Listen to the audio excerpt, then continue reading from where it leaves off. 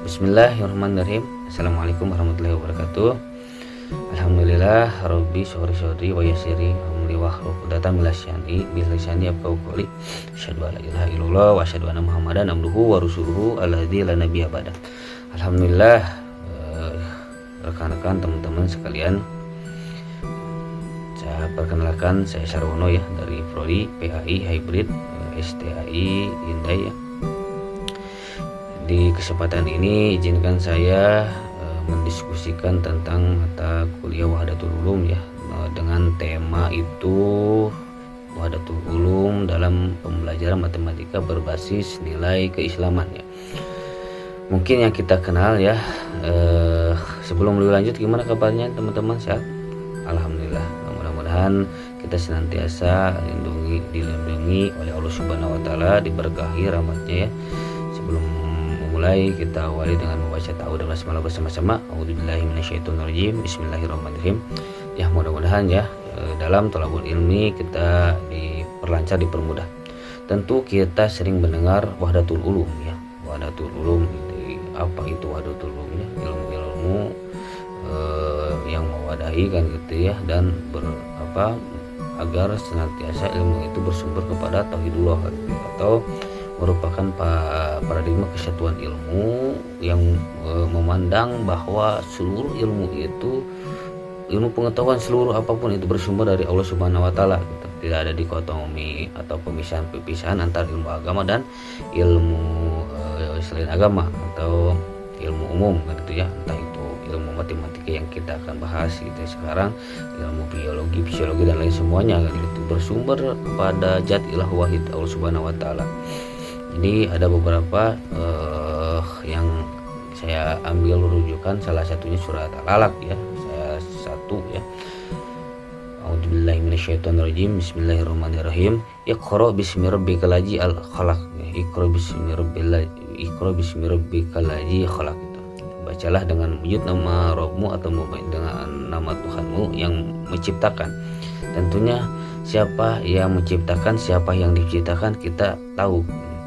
Kira-kira yang menciptakan kita atau Tuhan atau Allah? Nah betul, Allah Subhanahu wa taala telah menciptakan kita. Berarti bagaimana kita sebagai penciptaan terhadap yang menciptakan gitu ya. Jadi jangan terbalik tentunya ya. Kita sebagai yang diciptakan, tetapi kita tidak mau mengikuti, tidak mau menuruti atau mematuhi apa yang Allah ciptakan gitu. Apa yang Allah perintahkan, dan Allah yang larang. Tentunya kita tahu dari mana, dari sumber aturan dari Al-Quran dan hadis sahih atau sunnah Rasul Muhammad. Mungkin sebelumnya kita pernah gaji, dan itu termasuk dari surah Al-Mujadilah ya, ayat 11. Allah akan meninggikan orang-orang yang beriman gitu, dan orang-orang yang berilmu beberapa derajat gitu. Jadi tentang Allah Maha menciptakan, Allah Maha mengatur, Allah yang mempunyai ilmu, Allah yang memberikan ilmu kepada siapa? Kepada makhluknya, terutama kita kan gitu ya. Misalkan kemarin Dadang bertanya kan gitu ya. Kita pernah berdiskusi Adang tentang bagaimana apakah ilmu di luar atau selain dari agama itu sumber rujukannya dari Al-Quran? Betul kan, kita sepakat.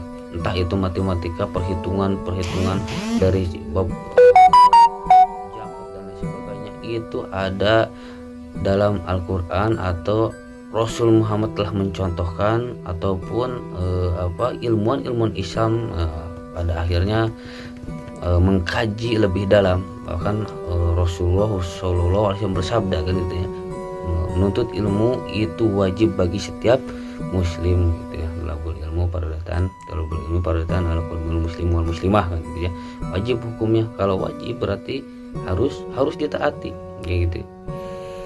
Ini itu hadis riwayat Ibnu Majah, atau ada lagi di hadis riwayat lainnya yang diriwayatkan oleh Imam Muslim. Barang siapa yang menempuh jalan untuk mencari ilmu atau menuntut ilmu, maka Allah akan memudahkan baginya jalan menuju surga. Memudahkan jalan menuju surga berarti apabila kita menuntut ilmu, apabila kita belajar mengkaji ilmu itu agama ataupun lain halnya di luar agama, itu Allah akan mudahkan kita masuk ke dalam surga. Apalagi kita muslim ya, muslimah yang beriman tentunya kepada Allah Subhanahu wa taala. Jadi hakikat matematika dalam perspektif Islam itu jangan hanya sekedar menghitung bagaimana cara membangun rumah, ada hitung-hitungannya, ini rumus gitu ya. Jadi kalau matematika itu merupakan ilmu yang mempelajari di bilangan, hitung-hitungan, misalkannya pola, keterurutan, hubungan logis entah ataupun itu tidak logis. Dalam perspektif Islam, keteraturan matematika mencerminkan sunatullah. Ada sunatullahnya. Kalau sunatullah berarti ketetapan Allah, sunatul rasul, ketetapan rasul, ilah rasul kan itu. Yang Rasulullah Nabi Muhammad nanti contohkan gitu ya. Seperti kemarin wahyu kan gitu ya. Apakah sunatullah itu misalkan ketetapan Allah itu sudah tidak bisa dirubah atau takdir kan itu. Pokoknya ada takdir yang bisa kita rubah jalannya kan gitu, yang misalkan salah kodo dan kodarnya Allah kan misalkan. Jadi takdir Allah itu semua baik kan gitu. Apabila ada ketentuan yang akhirnya buruk di pandangan manusia, itu baik di pandangan Allah kan itu. Masih bisa dirubah kan itu untuk yang takdir buruk. Maksudnya bukan takdirnya tidak baik kan gitu. Ketetapan Allah semua baik. Termasuk ada kejujuran dalam perhitungan. Jadi entah itu ketika menghitung zakat, menghitung apa, ada ketelitian dan kesabaran, ada di dalamnya disiplin dan tanggung jawab juga. Ada nilai-nilai tersebut di dalam ajaran Islam. Makanya jual beli di Islam tentunya itu tidak ada lebih-lebihnya kan, atau riba tidak di dalamnya, harus adil, harus bahkan dilebihi agar berkah kan gitu ya. Makanya ada beberapa ilmuwan ya, Al-Khwarizmi kan itu, Al-Biruni ya, atau beliau itu ilmuwan yang menemukan di bidang hitung-hitungan matematikan seperti itu zaman sekarang kan. Contoh Al-Khwarizmi itu dikenal sebagai bapak Al-Jabar. Karyanya itu Alkitab Al-Mukhtasar kan gitu.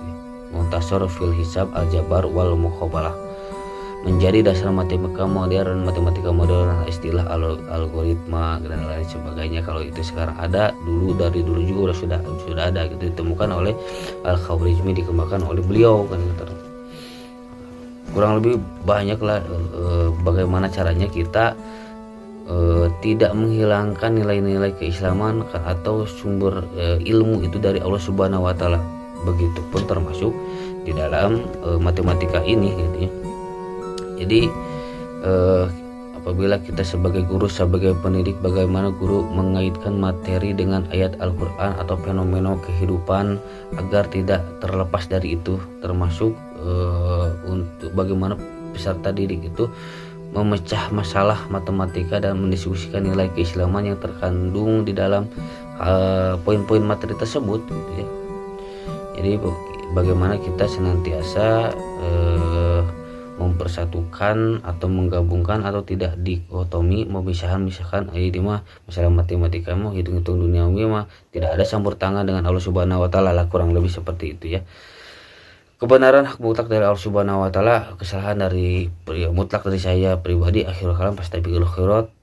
Wassalamualaikum warahmatullahi wabarakatuh.